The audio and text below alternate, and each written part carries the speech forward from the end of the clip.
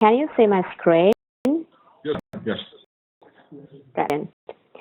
So we even launch into our case study. What I want to focus on quite a bit is the structure of the answer, right? That plays a predominant role in you passing or failing the exam.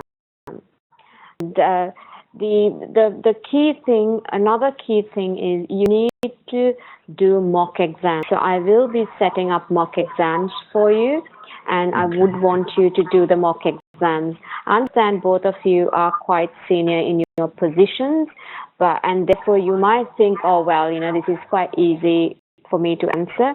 But I had similar experiences with other students who are hold very senior positions, but they did fail the exam because they don't know how to structure the paper, the answer. Okay, so it is critical that you start doing mock exams. Now, this is me, and I guess you have gone through our website as well, and this is a bit of an introduction who I am, my credentials and stuff like that, so that you understand who your lecturer. I have quite a bit of background in IT, and that is an advantage because I will bring in a lot of IT sense into our case study. Okay. Now, these ones, there are 4 competencies that SEMA works on, right? We much deeper into it, and first, this is just an introduction. Now, we will focus on technical skills, business skills, people, and leadership skills. When you are writing your answers, you need to make sure that your answers have these components. Now, to give an example, if there is a question for you to evaluate and advise the board on a particular project, and they give you mathematics behind it, for example, the NPVs, the discounting factor, as well as your financials around it, just merely looking at the financials will not, and giving an answer based only on financials will not give you a pass mark. Okay, they will fail you. Now, there have been students who have achieved pass marks, the mark they have achieved, but have failed the exam. The reason for what is that when you're structuring an answer, yes, these areas should be covered in whichever aspect. At times, Gavin, it's not possible to bring in all 4, right? For all these reasons. And you try your best, because you have this structure in mind, and you have to have working paper next to you, and spend 1/3 of your time doing this structure. That is a must, right? It's non-negotiable basically, because if you don't go into that structure and say your answer, you will fail, because you will otherwise give a kitchen sink answer. So let's say I will come up with examples as well, so that it is clear for you. When you look at technical skills, what they are, in this case we are looking at accounting, reporting, cost accounting, right? Those are the ones there. Treasury management, risk management, internal controls, right? Accounting information systems. These are the technical skills they're looking for. And what they're looking for you to do is to apply these skills into your exam question, right? And provide answer. A question so far? Yeah. Now, the technical skills in this stage is 39%, right? So component of your marking goes into your technical skill at this stage. In the management stage, they're looking at more technical, for you to provide more technical skills here. Okay. If you go into your business skill, that is the next heavy one, which is 24%. Right? And you're looking at strategy, analysis of market, macroeconomics, environment around it, process management, business relations, project management, and the regulatory environment. Okay, so more of like, let's say in our case, we're talking about a pizza company, correct? And we're looking at, well, business around it, right? With the food industry, also the fast food industry. Okay, you need to put your business sense cap on and think, well, what is going on in the food industry currently? Okay, there's a heavy focus on fast foods, and they're looking at, there are a lot of regulations around it. Because fast food is now, there's a lot of pressure on these companies to put in good into their product itself, right? It's more healthy because more and more people are going into obesity and type 2 diabetes. As a direct result is these fast food companies, right? And this is all over the place. And that is that business sense that you need to bring in to your case study. Okay, really interesting case study. So we can go through it quite well. Next one we talk about is people skill. People skill is 21%. Okay, and the people skill, they're checking your ability to influence, negotiate, decision-making aspects, collaborative working, and communication. Right now, this is again is quite important as to you can link now. Since we are in the food industry and we are actually making some product and selling it to the customer, we need to consider our suppliers as well, right? How do we collaborate with our suppliers to give us good produce? If you're talking about organic produce, right? If you look at where did pizza come from? It came from Italy, right? But in the traditional sense, they have very good produce, right? And been eating it for years and years, decades, right? And centuries, but nothing. They are not into this obesity. They are not that way inclined. The reason is the product that goes into these, the pizza is very good quality. Whereas when we go into our commercial ventures, right, it is something that we get, right? Some very different. The product that goes into this is something completely different. It's like your Nescafe and your pro coffee that you get in coffee shops, right? There is a difference between these two. Okay. Again, we're talking about people skills, looking at how do we negotiate even as employees, as stakeholders, and even our suppliers. The suppliers play a massive role. Okay. Then about your leadership skill, which is least here, which is 16%. Okay. So that your leadership skill is 16% because they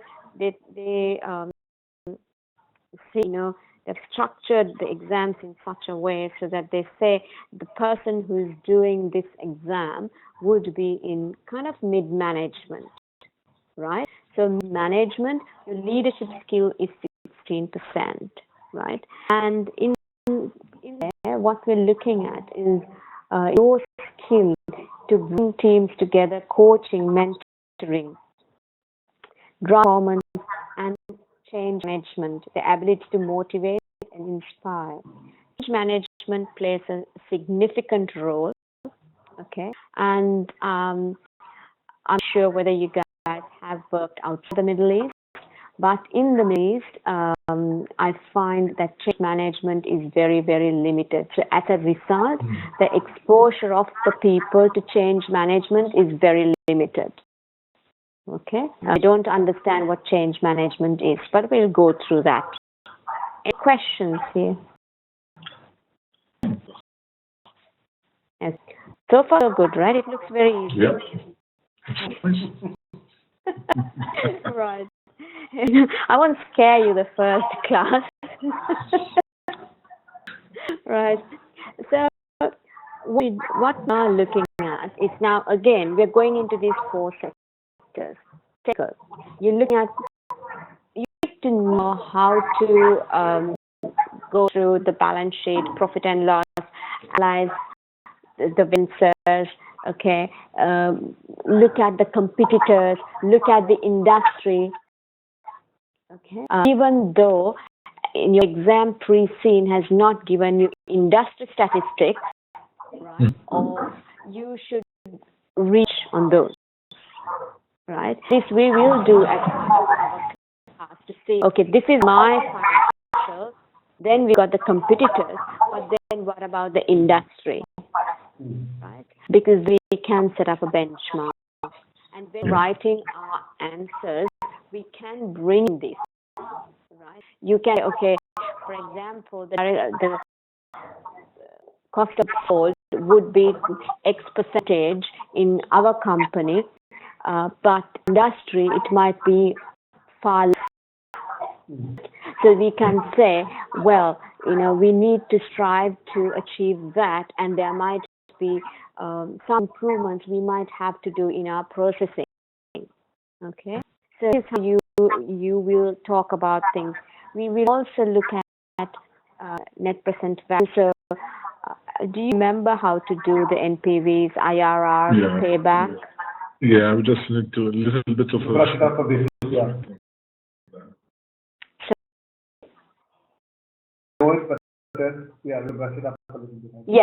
So as long as you know the concepts, because you will not get big sums, right? You're not going to get sums for you to calculate in this, but you to interpret. Yeah. Right. This is what, so you need to be able to kind of go through, brush it up, right? Your F3, your F2, right?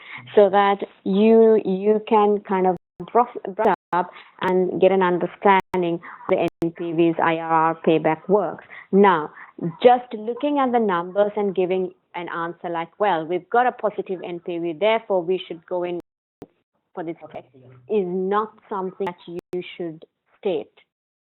Right? So the fact you can state is from a financial perspective, it looks viable since it's got a positive NPV.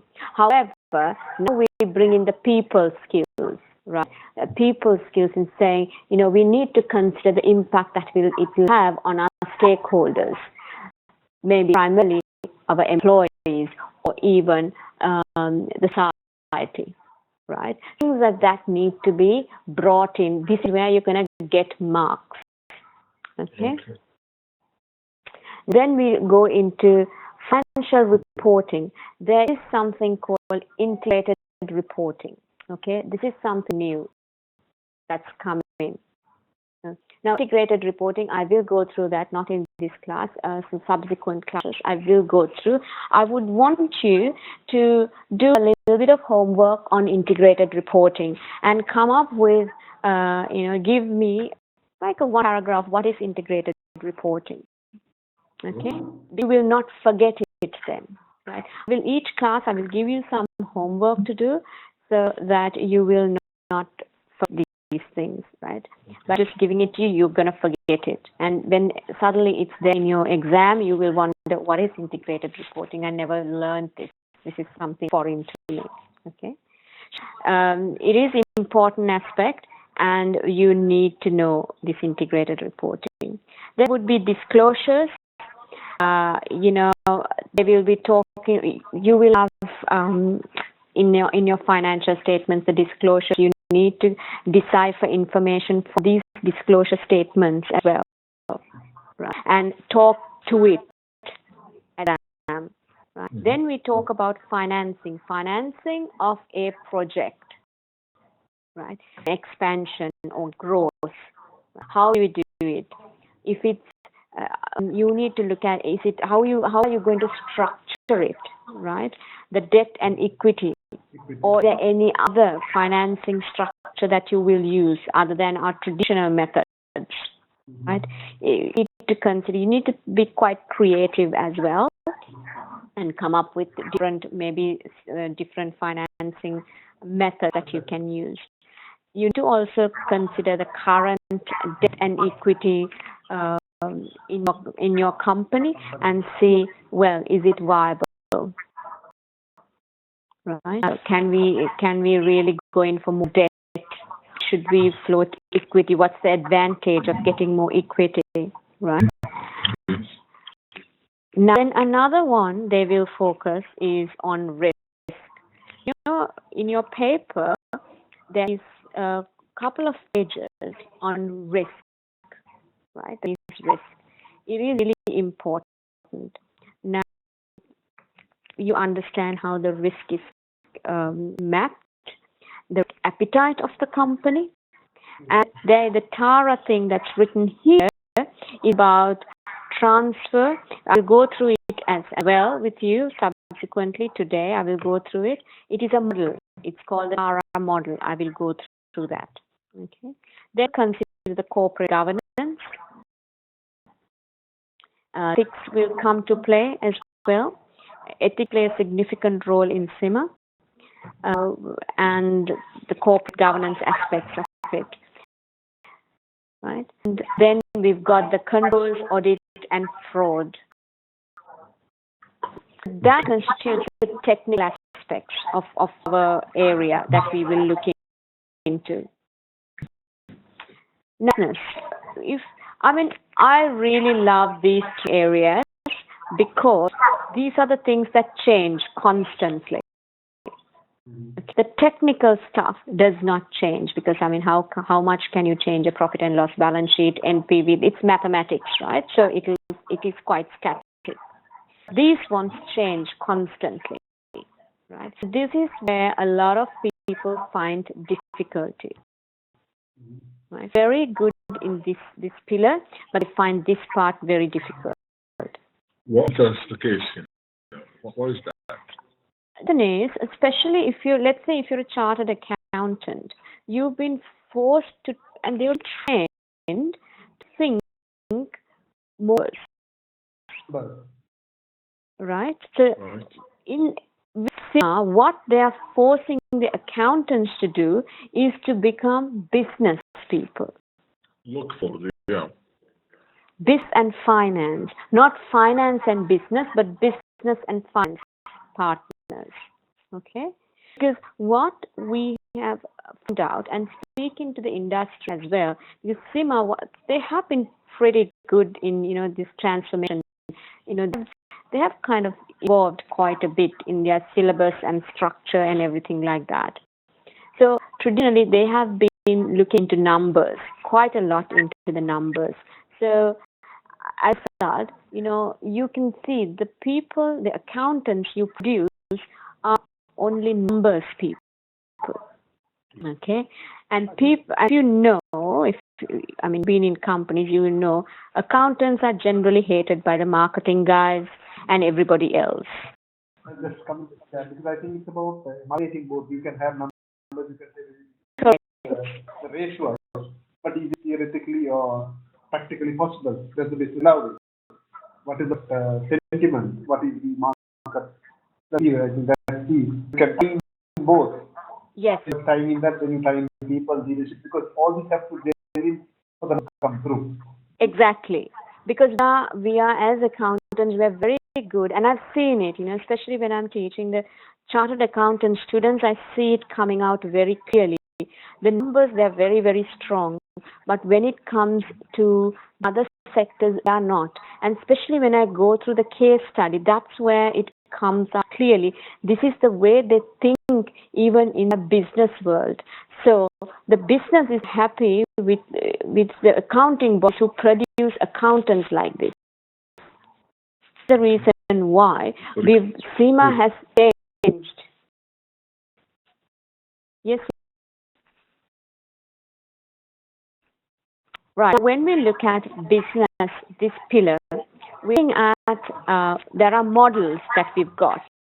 Okay, like political, economical, social, technological, 5 forces, the diamond model. These are models by Paul, right? We also got stakeholder analysis, and like Mendel, he's brought in this model, right? Then we've got strategic options, right? Strategic options are required when we go into a project or when we are going into an expansion, right? How do we analyze it? There are certain models that we use. Again, it's not about you talking about the model, it's your application of the model into this exam, right? What they're looking at. This rational, emergent, freewheeling, incremental, these are all strategies, right? Different types of strategies that you can use depending on the business that you're in or the industry that you're in.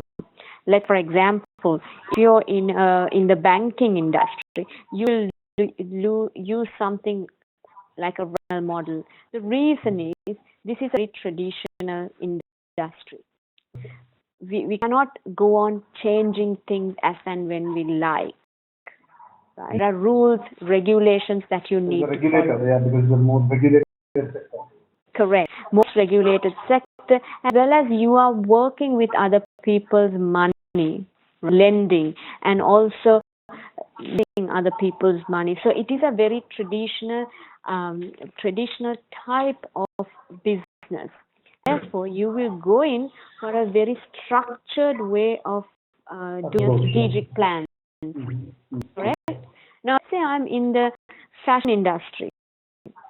Right? If I'm in the fashion industry, I have to have the agility to move very quickly. Or if I'm in the technology industry, right? I have to. If I go and sit and start planning for 6 months, 7 months, my everything has gone. I've missed the bus and the boat and everything else. Okay, the industry is such; it's very dynamic. Okay. Mm-hmm. The next one, in business sense, we talk about impact of IT. It impacts everything, right? So there's a lot of innovation that comes with IT.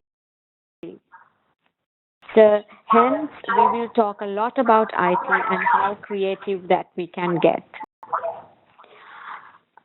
These ones, human resource management, quality management, that is TQM, this will be in your area as well because that's your manufacturing industry.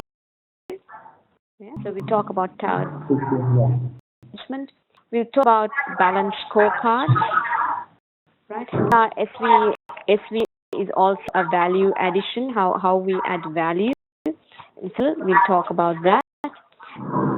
Traditional controls. Right? You can see this is a lot to do with models. We have a lot of models, and then it's an application of these models in business. Okay, that's what this is. Any questions so far?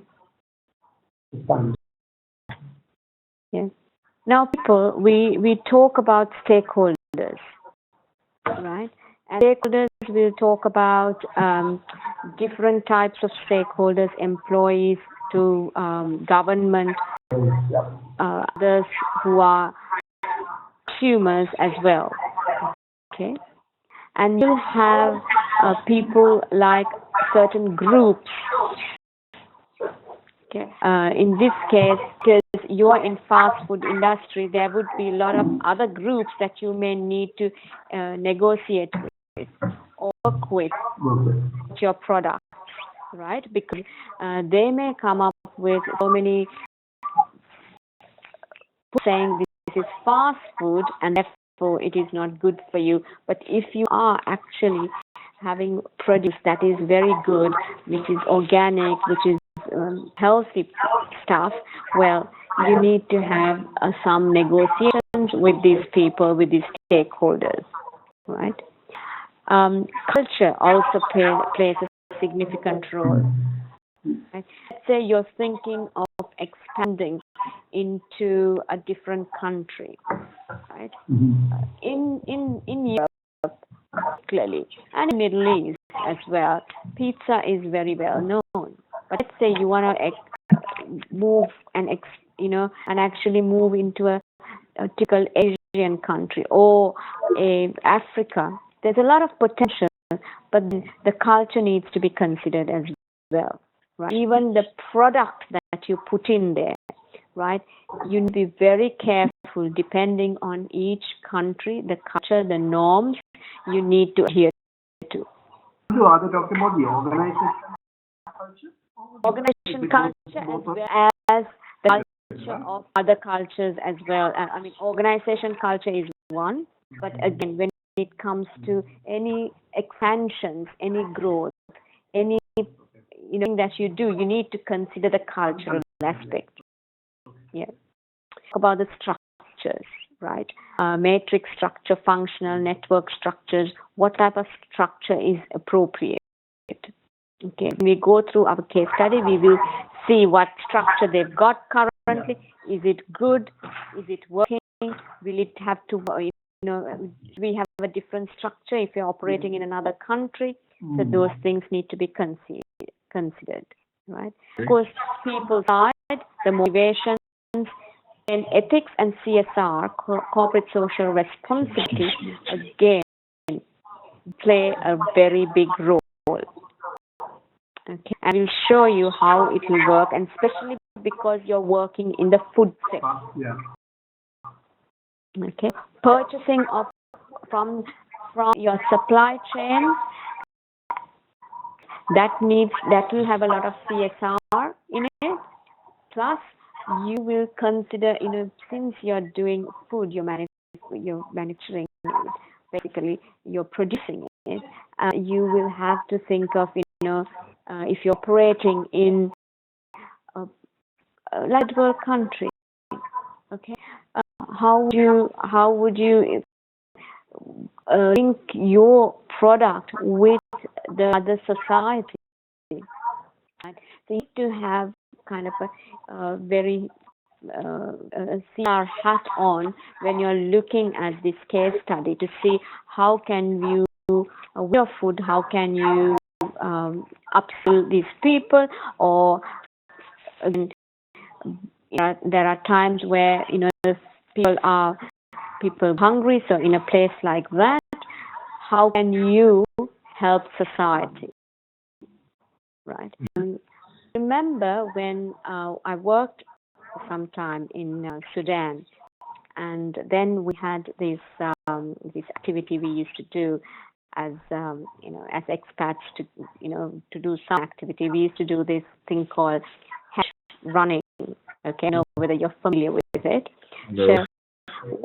So what we used to do is two people go in, map the kind of the area that we go walk or run or whatever it is, and one is a true trail and the other one is false, right?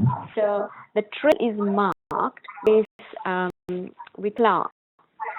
Okay, we used to take flour and just mark the trail with flour. So we really didn't realize the impact using flour, putting flour on the ground. The locals mentioned to us, listen, you guys are just throwing flour on the floor right? Whereas there are millions of people who do not have food. Not even occurs, right? So that's how insensitive at times people can be, because you can used to certain things, you take things for granted, but not realizing, well, the society that is around you can't afford a meal and you're throwing a raw material, right? That's I brought in this example to just to give some context, right? Leadership is is the least amount that they check, like 16% is leadership. So they're not focusing on leadership skills that much, because you're in the management level, not in the senior management level. But still, there is 16%. You will need teamwork is one of the key things that they will be testing you on. Managing change, right? How do you carry out change? That's important, because throughout your case study, you have either you're expanding or you're doing a new project, right? Hence, you need to bring in change management. So, has anybody worked on change management, Gavin? No, not directly. Done any projects? Project, but not like Part of a project, but yeah. What sort of a project was that? Yeah, an IT rollout. Okay, it's a good one. But I roll out, how they communicate to the people? Was there structured communication? Was there structured training? Because see, it was not a full. I did one long ago. Yes, there was. That was a complete change. That was a complete change from one system to another system. There was, realization of the but if you ask me in terms of people, what is the change and all that, it's more to that extent. Right. What are you, I Yaku? understand what you're coming from, where you need to people, some Yes. system to change. How do you manage them? Some people will not change. Then I a call on either realization or not. Some people take time to change. Right. The process in how you manage it. Yes. Yes. What about you, Yaku? Well, not yet, I believe. I mean, we are planning now to install a new ERP system in our organization. But that happens now, so I'm anticipating in the near future to do that. Right. Okay. So this is where you will, when you are introducing a new ERP system, this is classic case where there will be a lot of resistance to change. Yeah, people wonder whether they first thing they lose their job. And it's very normal. Yes. Very, very normal. And not all people see the value of having a strong ERP system in the organization. It's difficult to convince people of the importance of such important tool like an ERP, So very difficult to control. Exactly. They think the cost, but they keep asking, what's my return on the investment? I said, what's wrong with our current system? Yes, and rightfully so, because it is very hard to give a return on investment in ERP. Just because you bring in ERP does not mean your cost is going to reduce or you're going to have less people. Actually, it's going to have opposite effect. Yes. I wonder, why did you do this? It should be different. The benefits of that thing should be spelled out in different ways. In terms of correct. Yes. There are benefits. Obviously, not. There is no for change. You do change.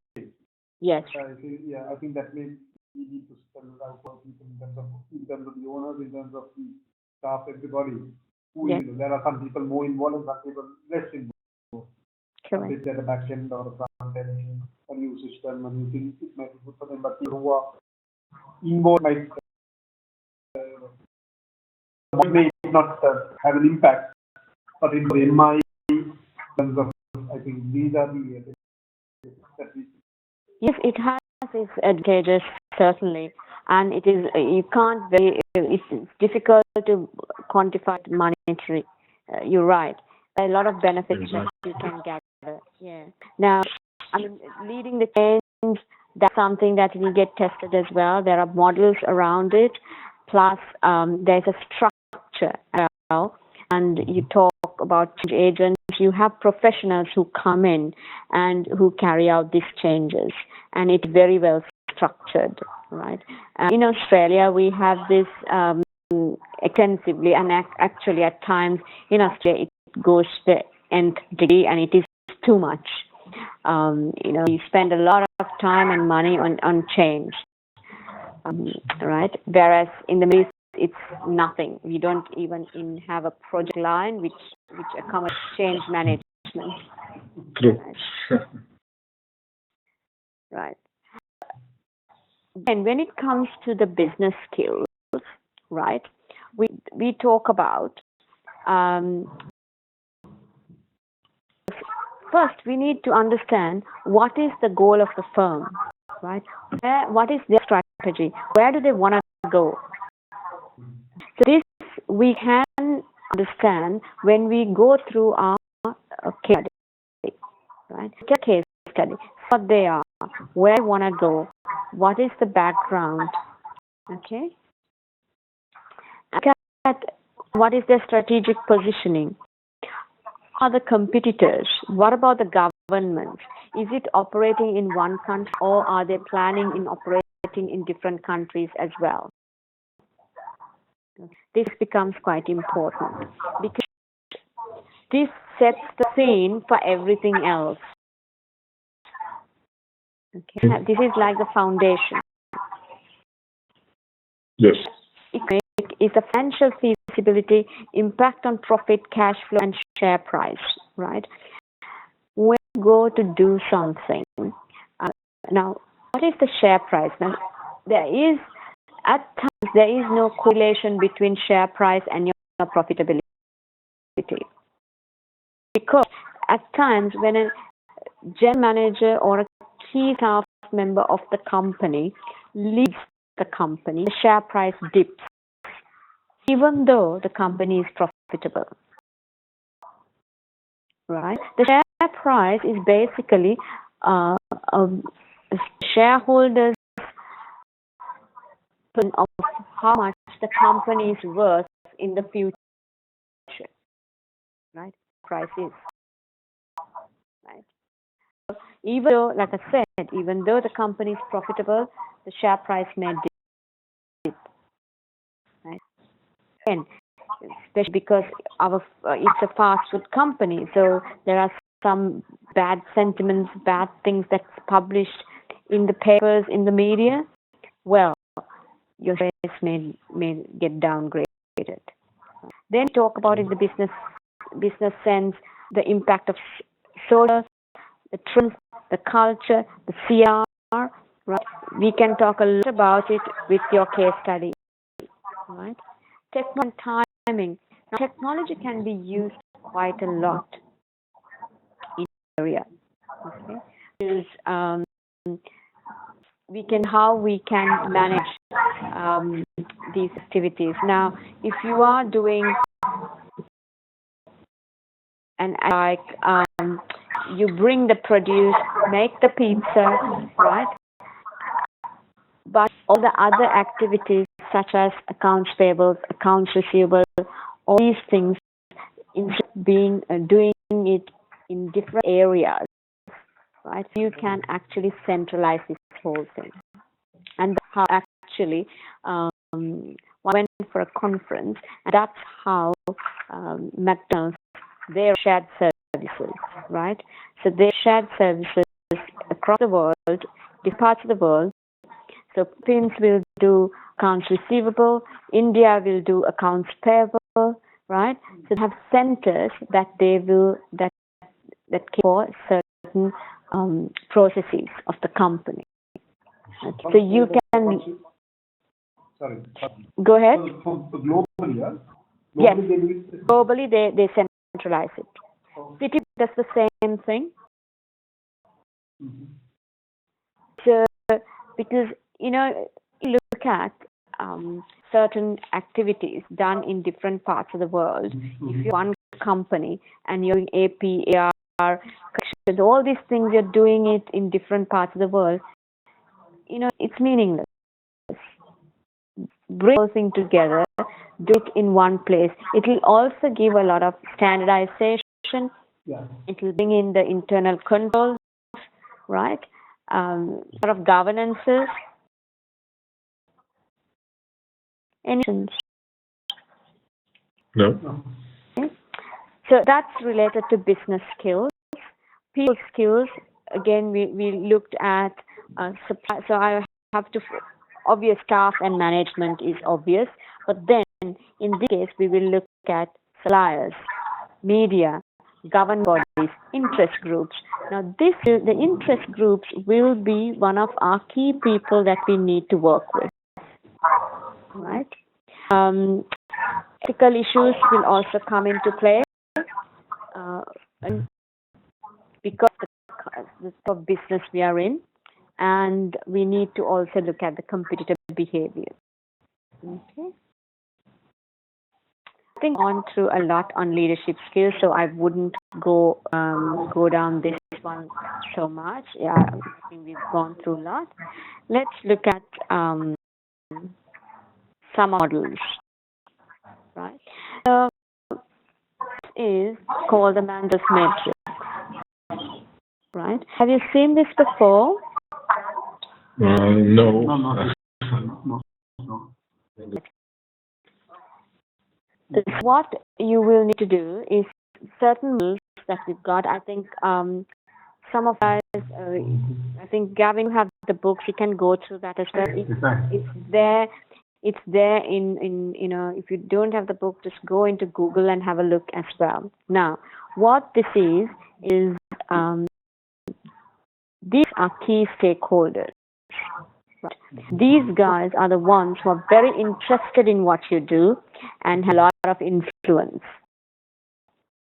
Okay, and in that, I mean, this is a fantastic model even for you to use in your day-to-day current business, right? Because you have 8 hours and you need to kind of focus on guys who are very, very influential and have interest in you. And the next ones that you need to focus on is, they are influential, but not interested. But because they are influential, we need to kind of get him going, right? And basically touch base with him on a regular basis, right? And then you could see how this is very important, and you need to be able to memorize it and put these quadrants in place, and because they won't ask you to kind of friends, but it's a case of bring this model into your answer, right? Talk about interest groups. Interest groups will be here, right? They're the ones who are very interested in what you do, and they are quite influential as well, and depends, of course, which part of the world you are in, right? They can have a lot of influence on what you're doing, right? High, low interest, okay, and then you get low power, low interest. So these ones you really don't need to spend a lot of time, okay? You can keep them informed, send email, that's fine. These guys are the ones you have to have a communication strategy. You have to meet them regularly. You have to have town hall meetings, email them, all kinds of things, right? Because they're quite influential, play a key role. Excuse me. When you say high power, they have power to influence in terms of media, or is it power now? If you take high low interest now, you, if, in the banking sector you regulate, your regulator has power, and he has high interest also. So you will meet to a key player, you move to this country. Now you have so-called like a customer. He He's low power but high interest. Interested in what you're doing, right? If you're taking the food sector, if you're taking groups, power. What do you mean by power? What do you mean? So where I mentioned the interest group depends which part of the country you're in, part of the world you're in. I think if it's you or something, the interest group has a correct indirect power, although they must be having regulatory power, but they must be having power to influence. Exactly. Now, if I talk about something like I was in oil and gas in Australia, right? The community have a lot of say, right? And they are very high power, high interest because they can actually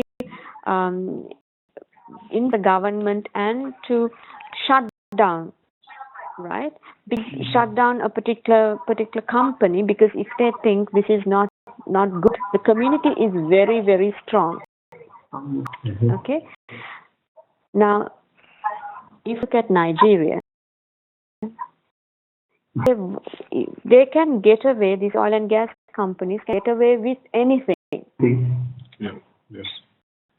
Right? Even though the community is the same. People, right? People are crying out and saying, no, we don't want these guys to work in. We don't want these guys to be, polluting our rivers. But they have no power because government is so corrupt, and they're very powerful. They say, well, don't worry about these guys. You just do whatever you want. Anju, sorry to interrupt. In my now say if we are doing a project in Nigeria, now your interest group is say the local community is low power, low interest. Yes. But does it mean now this is based on your social responsibility, CSR? Is it ethical to do it? It's a very, very good question. Yeah, because you will be stepping the line there. Ethically, you are not. But because low power, low interest group, can I say you get everything what you want? That's not the case. No, it's not. I've read this really good movie on YouTube called The Corporation, right? And interview Shell CEO. This exact question is asked. Okay, in Shell they operate very differently in Australia to that of in Nigeria. It's been in Nigeria for 50 plus years, right? Companies, this is where, even though you are operating in a country where the people, the human beings there do not have that amount of power within them, does not mean that you can abuse. It does come out a lot these days through social media. A time ago, no, because the media is shut down or whatever it is. But through social media nowadays, it is like it comes out. Right? When we talk about this thing that happened on Thursday night with the Address Hotel, there was a debate going on. Really, actually, did fatality? It should. Really, such a big fire. So people are saying, well, even though media can get, you shut the media down, social media being available, you can't shut the whole world down, right? If things happened, it would have come out. Absolutely nothing in the social media. Right? So that's how powerful social media can be. Right? And we will go through the Mandela's matrix later on. But I will link it to your case study. That's what we'll do. You have to do here is you need to memorize it. You need to write the quadrants. Yes. This part you need to memorize this one. And one will automatically come through then if you can, write this one. Now, heard of Porter's 5 forces? Yeah. Okay, so this will basically kind of give you a view of how competitive the industry is, right? Depending on what country you are in, say in Europe, if you're in Europe, the pizza company would be, it's a very competitive area. Okay, now how can you differentiate your product? That the things that you need to think about, and maybe different ways of ordering. It may not be the product itself. You may bring innovation into the way you order, innovation into the other areas, right, surrounding your product. Okay, so then something that we'll come through and discuss is if your market is very competitive, how do you bring this, bring it, make action, right? You see, now for example, there are a lot of coffee shops in Dubai, right? It's a culture, there's a big coffee culture here, but still you get certain coffee shops that it's one called, cafe, and they focus on it has a cafe, but it has classic cars, it has motorbikes, right? So you get a lot of motorbike enthusiasts coming here, right? So you can differentiation, right? You see similar things in Australia as well. Australia is very good at differentiating and bring in, you have coffee shops, they're very, very innovative kind of, at the end of the day, there's coffee, but as humans, we need to be variety, right? So they have, correct, it's the experience, exactly that, right? It's product is good, because there's no question, you have to have a very good product, but then you go into the experience. That's how you can differentiate yourself, right? And with that, competition goes away, because it's very difficult, and you will differentiate it in such a way that, especially bringing in humans, like human beings, right? With service, you differentiate, right? Say anything else, people can copy, but bringing service in a different way, that's something you can't copy easily. What we talk about Lewin's change model. What he says is you are doing something the same way, right? You've been doing it for the past 10 years. Now, if I want you to change, first I need to unfreeze you, right? Unfreeze you, right? So then I can want you to be. I can mold that change. I can make that change in you. Then I'll take you and refreeze. So that new behavior is in your head. That's the new process is in your head. You will do it, right? So this is the process of change, unfreezing and refreeze, right? We'll find a lot of resistance in this space, right? This is where you will need to get your people, professionals, to come in and then talk to your employees on in the bits of the change, what's in it for them, how it will help them in your job, how it will help them in their future jobs. Right? Only the current job, because an employee always, you will bring in change agents who are outside of the organization. Okay. Because employees will always resist if there's somebody of your own coming telling you to do these changes.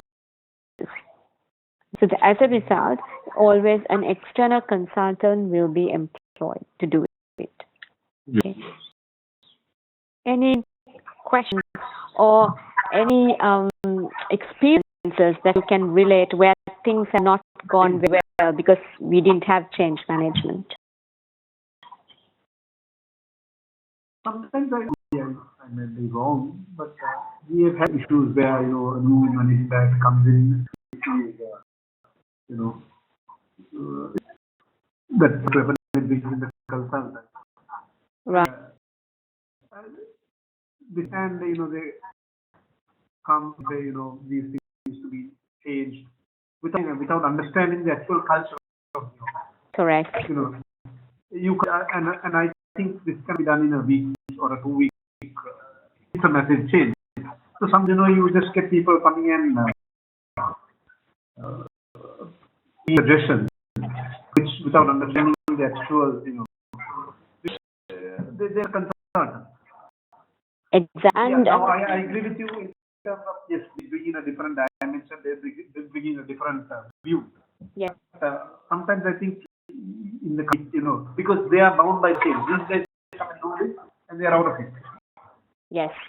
This is a view. This is just a view, and it works.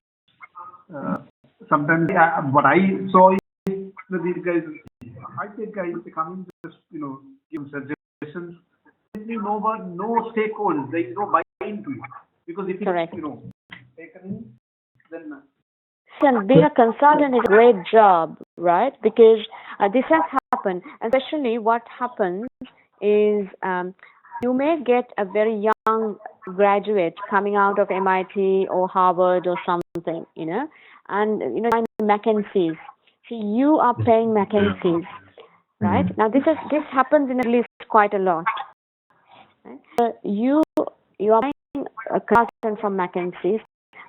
This very young guy, maybe late 20s or mid 20s, come in, does not have the experience in the Middle East, right? Gives his view, which is completely different to what's happening on the ground. True. Yeah. If you get PowerPoint and what happens is when you go to do it, sometimes in the name of you have part of not fake experiences, but and management sometimes do it for the sake of I'm not saying it should be done. Yes, it's done in a proper way. And sometimes like you said, this is a different kettle of fish. If you do it, you have to do it. You're in or you're out. Correct. Yeah. So whereas if you take Europe and all that, you have employee groups and you have labor groups. You can't you can't rely.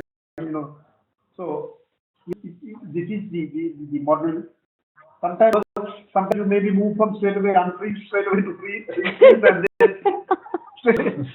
you're in it. So that is not the correct way. But I think it depends on the situation. Yes, yeah. Yeah. Do you have something to say? Yeah, share just briefly my own experience with witnessing the importance of proper change management. I joined a family business, and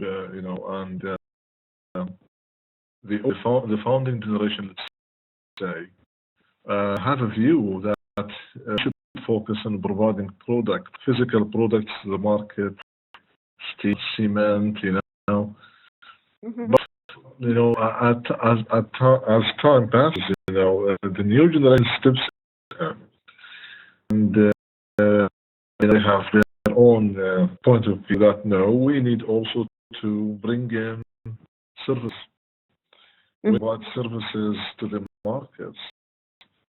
But it's region, there is a potential. Problem there is no enough due diligence made.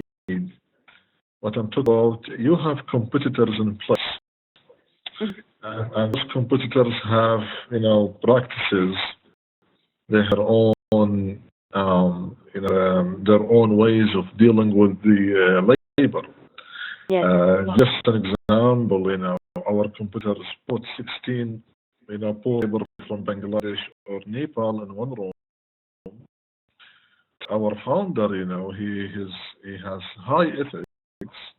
That he doesn't act. We give labor furnished apartments. We give them nice facilities. So why go into service market while we don't have the same rules with other competitors, which were market for years. Mm-hmm. So we are suffering because of that. Mm-hmm. We higher cost. Competitors have lower cost. We charge high prices. They are very competitive in their prices because of these small things. However, if there was any due diligence made in the first place, we wouldn't have stepped in providing services in this way. Yes. Yeah. That's again a good example of a business environment. You will Exactly. scan and see, this is how much my competitor is selling in the market, right? Exactly. So even my cost is high, I'm ethical, but I'm not able to increase my prices, right? Because my market is giving this, the competitor giving this. Exactly. Yes. Exactly. Yes. Exactly. Yeah. Yeah. We go into leadership style, the different styles of leadership. That's and the kind of styles that you will need to assume. You'll see if you're dealing with low-skilled people, laborers, you will have to work and operate. Your leadership skills will be different to that of if you have to work with professionals, right? Because the way you will deal with the professionals are completely different. You have to give the space. You have to respect, their views. You have to stand their views as well. Get them to buy into what you have to say, or they may come up with different suggestions. Explore different suggestions as well. But when it comes to dealing with the laborers, skilled people, it may not be the same way. And I also have to think of the situational leadership, right? Depending on the situation, you will act differently. And also, you will need to consider the different countries. In each country, your leadership style may need to change as well. Right?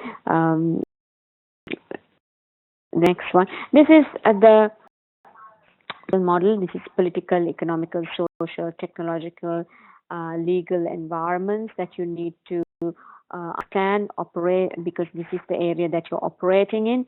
So if you're bringing into if you're bringing in new product, you need to consider this. If you're going into a new market, you need to consider this, right? Because each one of them can take you in a completely different direction. Okay. The corporate governance play a big role. We talk about you govern. Corporate governance is related to governing the particular company in a very handed, right? Talking about we spoke about ethics. Now, if you're a chairman of the company, the chairman will deal with the external stakeholders, also bringing together the directors, right, and getting them to work with each other quite nicely and looking at the strategy. Whereas the directors of the company the CEO and directors of the company are involved in running the day-to-day operations of the company. Okay, we have to have succession planning. We look at the non-executive directors play a significant role as well, because they are independent and they have to be in. We talk about at least minimum 4 committees to be there, right? for example, the audit committee, risk committee, nomination committee, and there's one other committee that slips my mind. So there are 4 committees that we need to look at. Dealing with the governing of the particular company. Okay.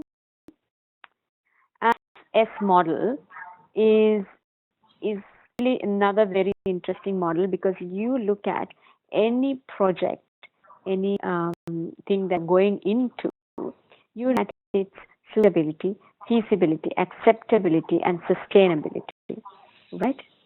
Previously, we had only SAF model, but because quite recently we brought in this S, which is sustainability, right?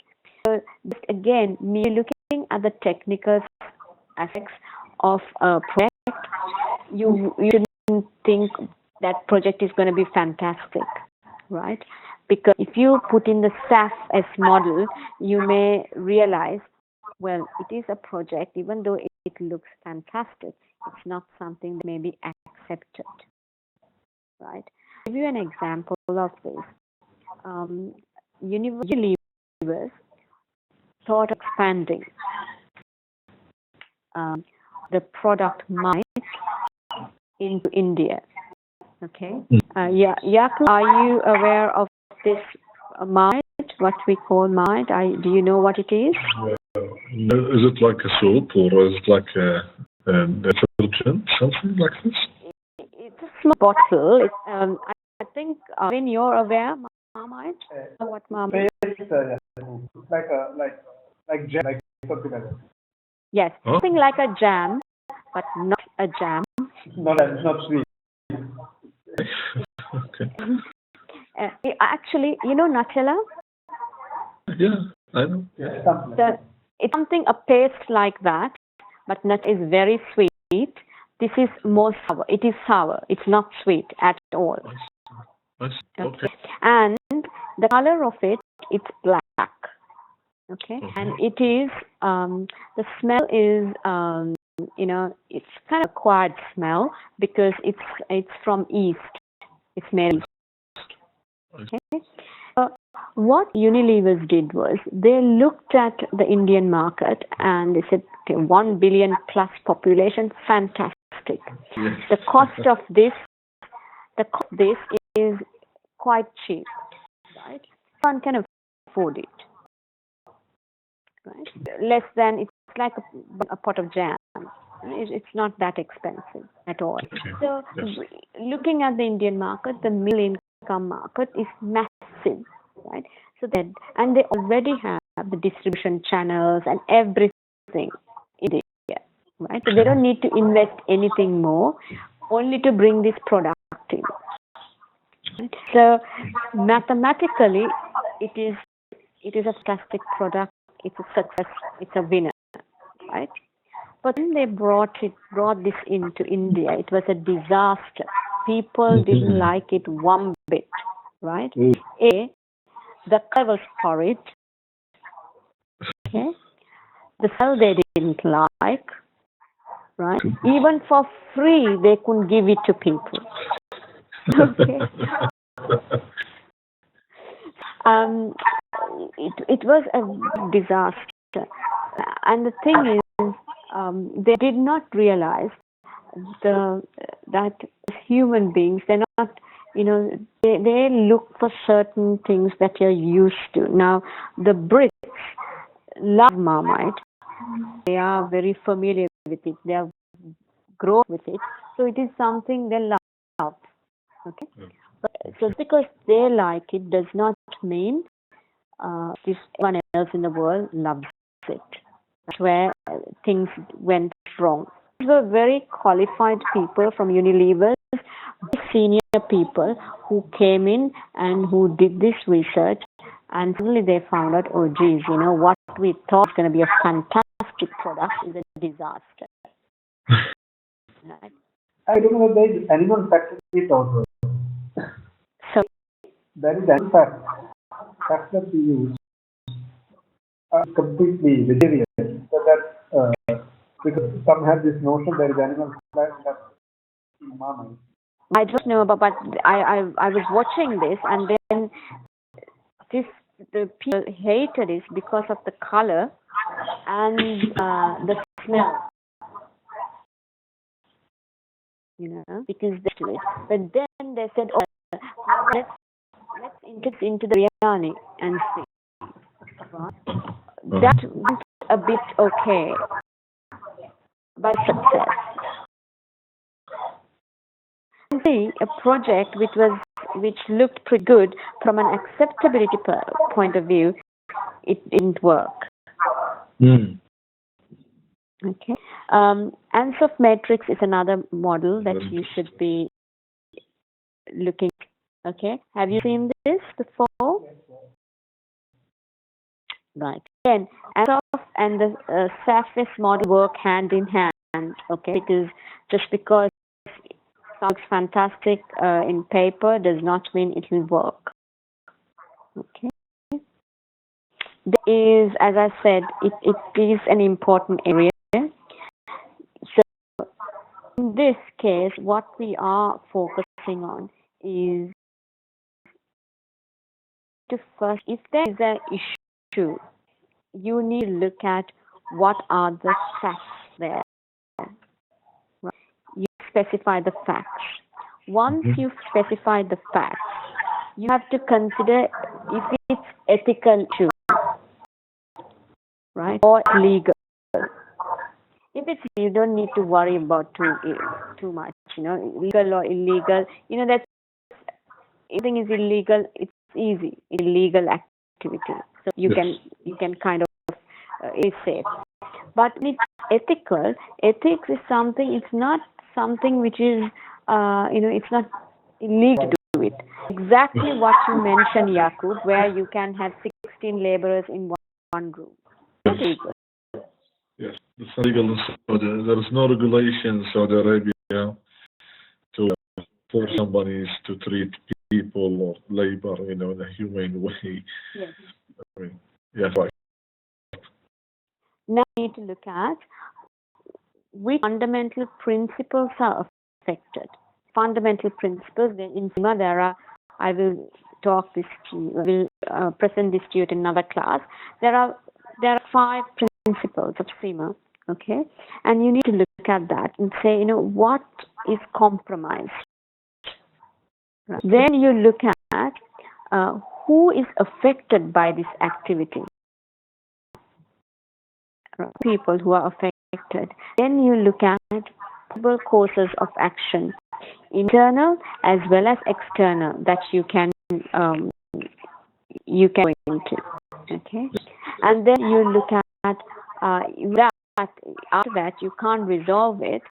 You seek for professional or legal advice, and then still it's not working, you will stay from that situation. Okay, you'll not get a clear question saying, okay, this is an ethical question, this is a situation, analyze that, right? But you may, within a question, this thing will come through, and you will have an opportunity to talk about the ethics there. Yeah. Okay. Risk big part in your case study, because in your case study, if I remember, there is 2 pages that talk about risks. Okay, so we will go through this one as well when we go case study in detail. Okay, and we also have the risk management cycle that's given by CIMA. Here, what do you do is either risk, right? So there you will have a risk register and prioritize them as well. Okay. Then the scale of risk. What scale of it? Under risk. Okay. Develop a risk response strategy. Even what would be my response? Could I work? Right. Implement strategy and allocate allocate responsibilities. For each of them, you'll say in the event, how can we prevent something, right? And if it happens, what are the actions that we need to take? And monitor